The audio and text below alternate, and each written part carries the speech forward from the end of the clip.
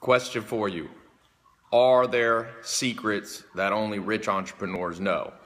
And the answer is, hell yeah. The second question is, do they keep those secrets hidden on purpose? And again, the answer is, hell yeah. I got a entrepreneur acquaintance of mine who makes like $50 million a year. This guy's rich. And I was talking to him, this is crazy. He said there's like some blogs and stuff where people in his industry post what's working for them and they share it with different entrepreneurs. And he goes on there and he posts, he told me, the exact opposite of what's working for him. And I said, why the hell do you do that? He says, because it throws him off track. So he don't want any competitors, so he sure as heck is never sharing anything. But on the flip side, you know, one of my mentors, Alan Nation, he told me, he said, Ty, go ahead and share everything you do, because most people are so cocky, they'll rarely copy you. You know, like Picasso said, good artists copy, great artists steal. So with that in mind, I share a lot of stuff here, you know, free social media and stuff.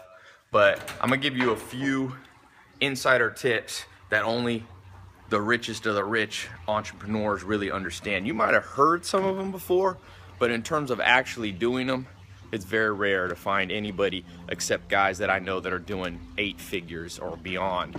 So number one, at the end of the day, marketing trumps all. You know, Steve Jobs and Apple ended up beating Microsoft in terms of largest market cap company, biggest company in the world now. How'd they do it?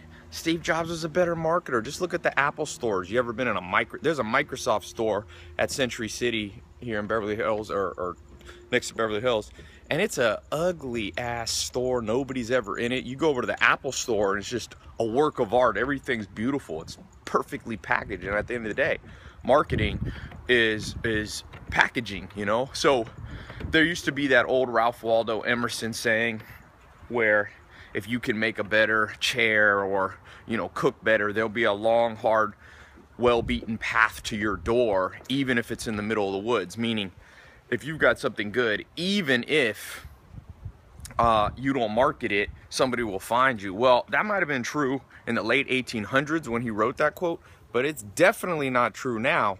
In the world we live in, there's literally billions of websites and web pages, even more probably. So how the heck people are gonna find you if you're not extremely skilled at marketing? And when I say extremely skilled, I'm talking about the ability to have people that you don't know globally talking about you. That's how you know you've hit the pinnacle of marketing. And you see this whether it's in politics. You guys saw I got to interview Hillary Clinton. I'm not really a Hillary Clinton supporter, but I talked to her on books. Whether you love her or hate her, her name is on lips around the world. Everybody is the same, is in kind of the same boat here who's on the top. They're staying in front of people. So you got to ask yourself, as an entrepreneur, are you staying in front of your potential clientele at a continual basis? Not just a little marketing campaign here and there, but are they talking about you? Because if the answer is no, then you don't know what elite entrepreneurs know. Little garden I planted here. Oh, by the way, check out this new shirt. I got this t-shirt brand. It says, the thing about smart people is they sound crazy to dumb people. I think that's an old Einstein quote. So the number 2 thing is that you got to have a team, and the team has to be a minimal, let me get out of the sun here, minimum viable size. I think if you don't have at least 10 people in your company, you're vastly outperforming or underperforming. And so there's this myth about the solo entrepreneur and, oh, this one man or one woman just does it all. Bullshit. That's not how it goes down. Even the great Bill Gates made $70 billion understanding. He said, I've never done anything alone. You know, he had Paul Allen at first, then he had Steve Ballmer. So you need 10 people minimum. And you don't have to have them all at once. That might sound like a lot, but you got to be building towards that goal, or you won't take advantage of what Henry Ford understood, which is the skill that comes from specialization. That's what Henry Ford from Ford Motors figured out, you know, in the early 1900s.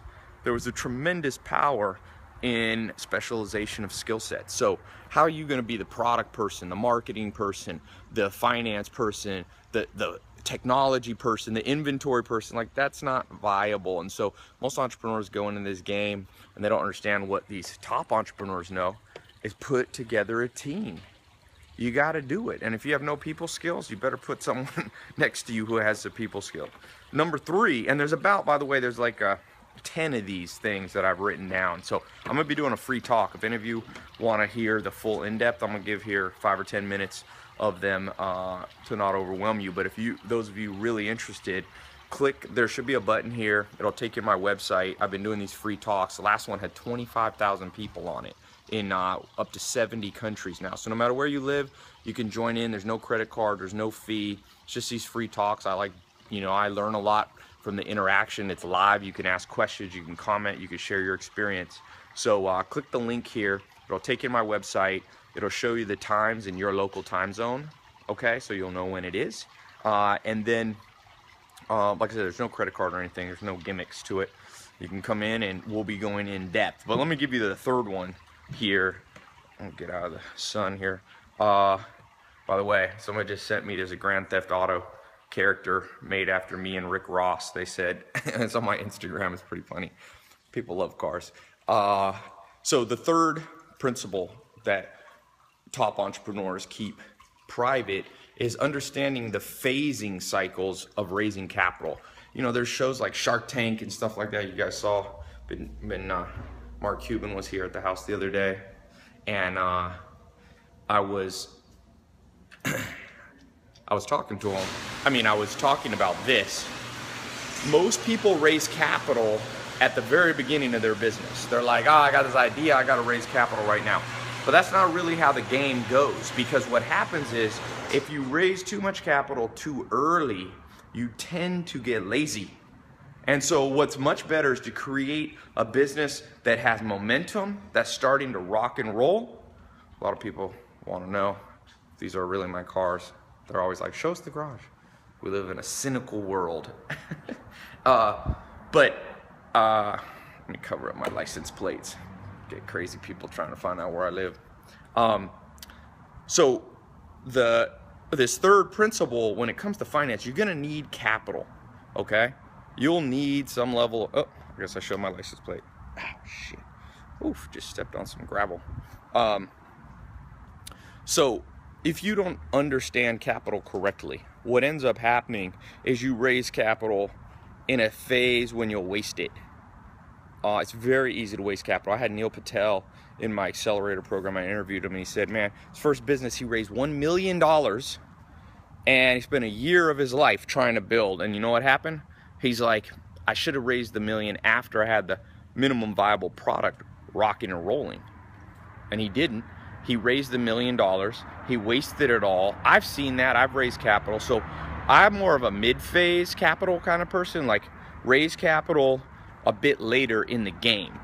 And elite entrepreneurs know that. There's a few exceptions. If you're in a super capital intensive business, you might need to have some level of capital up front on day one, but very rare that you need that. Or if you're a very experienced entrepreneur, then it makes sense to get capital up front because you've already proven it. You're not going to be lazy to capital, because most people, capital ends up slowing them down. So yeah, click the link on my site. I'm gonna be talking about these 10 secrets that only these elite entrepreneurs know, what I've learned from them.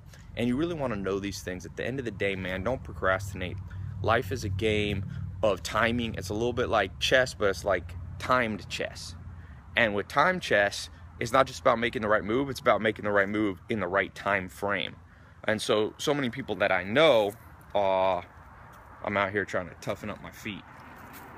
I used to live with the Amish, and you learn to toughen up. They don't wear shoes in the summer on the farm, so I've got my feet have gotten all tender, so I don't like to be too weak-willed, so that's why I'm walking around out here with no shoes. But yeah, like I said, don't procrastinate, man. That's the killer of hopes and dreams. It's the killer of any motivation you might have intrinsically kind of waiting there. So gather knowledge, If this helps you, I hope it will. Listen to this again, but click the link. I'm gonna be going in depth on these live talks. They're pretty cool. They've grown. The first one I did had like 1,000 people. Now we're getting like 25,000 people on them. So it's kind of cool to watch, and a lot of people being helped, and more importantly, a lot of people seeing the potential that's out there. Because so many people, the reason they're not motivated, I read an interesting article on slavery. It's actually a book on slavery and what happens around the world whenever there's been slaves. It's not only because people go, why don't the slaves revolt? I was reading a book about the Incas in South America who were enslaved by the conquistadors. And, the question is, there's so many of them and so few of these Spanish conquistadors. And the reason that they do is because the reason that they acquiesce and they stay slaves is that the motivation gets sucked out of them because they don't see that maybe there's hope at the other end. There's gold at the other end of the rainbow. And so by coming on these talks, I think you'll also see that, man, it's a good world to live in right now. Like, there's 23-year-olds becoming billionaires. I just read about this woman who's 31, or I think 31, youngest female billionaire. Like, all these things you've heard about how bad the world is, that was from a long time ago. The world's not perfect. There's still a lot of pain and suffering, unfortunately. But I read an Arabian proverb this morning. It says, where there's health, there's hope.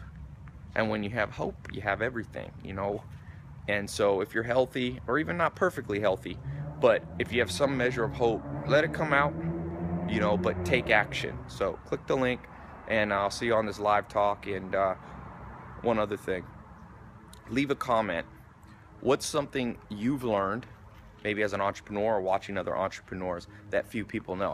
I shared 3 things with you. I'm gonna share 10 more, but I'd love to hear some from you. I learn a lot from these. So click the link, and talk to you soon.